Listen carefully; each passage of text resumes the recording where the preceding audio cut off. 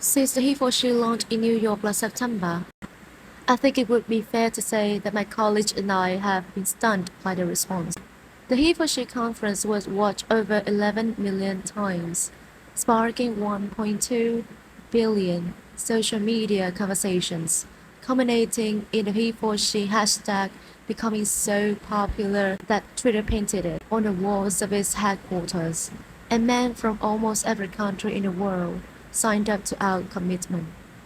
Everyone, from Desmond Tutu to Prince Harry to Hillary Clinton to Yoko Ono, have issued their report or contacted us since September 20th. Everything from marathons being run, merchandise being created, 15-year-old boys writing to national newspapers, deploring female discrimination, young girls collecting hundreds of signatures. It's all happened in the last 4 months. I couldn't have dreamed it, but it's happened. Thank you so much. Thank you so much for watching, and thank you so much for your support. So what is Impact 10 by 10 by 10? It's about engaging governments, businesses, and universities, and having them make concrete commitments to gender equality. But I want to hear from the human beings that are behind these organizations. I spoke about some of my story in September. What are your stories? Girls, who have been your mentors? Parents, did you make sure you treated your children equally? If so, how have you done it? Husbands, have you been supporting your female partner privately so that she can fulfill her dreams too? Young men, have you spoken up in a conversation when a woman was casually discredited or dismissed? How did this affect you? How did this affect the woman you stepped up for? Businessmen, have you mentored, supported, or engaged women in their leadership positions? Writers, have you challenged the language and imagery used to portray women in the media? CEOs, have you implemented the women's empowerment principles in your own company? What change have you seen? Are you someone that has been persuading men to become he for she and collecting their signatures for our websites? How many have you got? We want to know. We want to hear from you. One of the biggest pieces of feedback I've had since my speech is that men and women want to help, but they aren't sure how best to do it. Men say they've signed the petition. What now? The truth is, the what now is down to you. What your he for she commitment will be personal, and there is no best way. Everything is valid. Decide what your commitment is, make it public, and then please report back to us on your progress so that we can share your story. We want to support, guide, and reinforce your efforts. Impact 10 by 10 by 10 is about concrete commitments to change, the visibility of these commitments, and the measurability of them too. How has the campaign impacted me so far?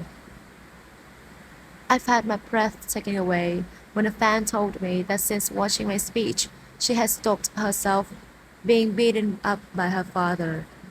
I've been stunned by the number of men in my life that have contacted me since my speech to tell me to keep going, and that they want to make sure that their daughters will still be alive, to see a world where women have parity economically and politically. While I would love to claim that this campaign and the results of it are result my incredible speech writing skills, I know that it is not. It is because the ground is fertile.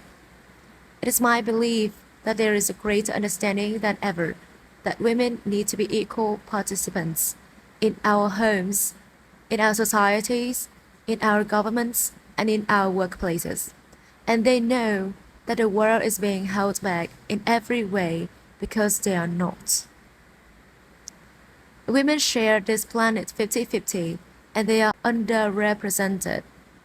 Their potential astonishingly untapped.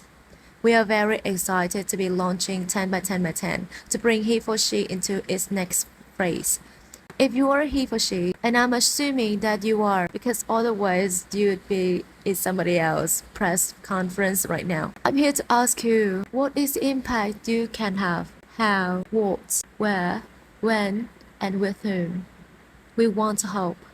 We want to know, and we want to hear from you. Thank you very much.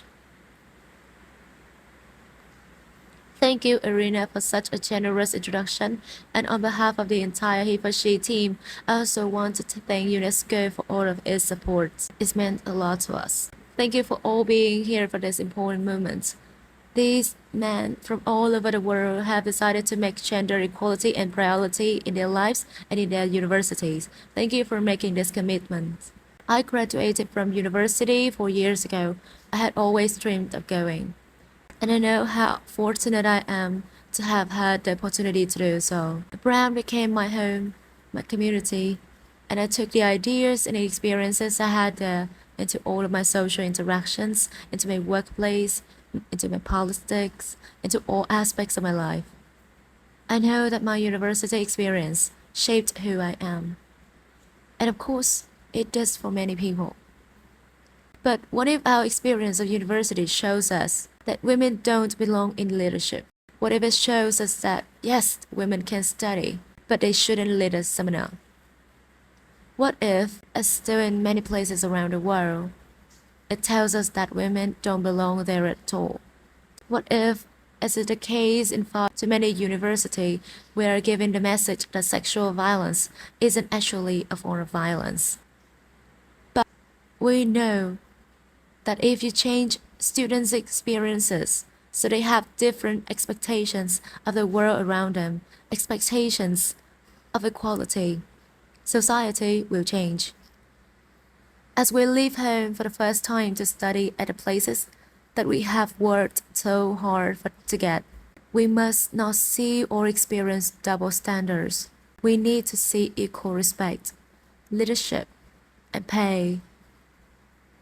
The university experience must tell women that their brain power is valued, and not just that, but that they belong within the leadership of the university itself. And so importantly right now, the experience must make it clear that the safety of women, minorities, and anyone who may be vulnerable is a right, and not a privilege. A right to be respected by a competitive force, and that when one person's safety is violated, everyone feels their own safety is violated. A university should be a place of refuge that takes action against all forms of violence.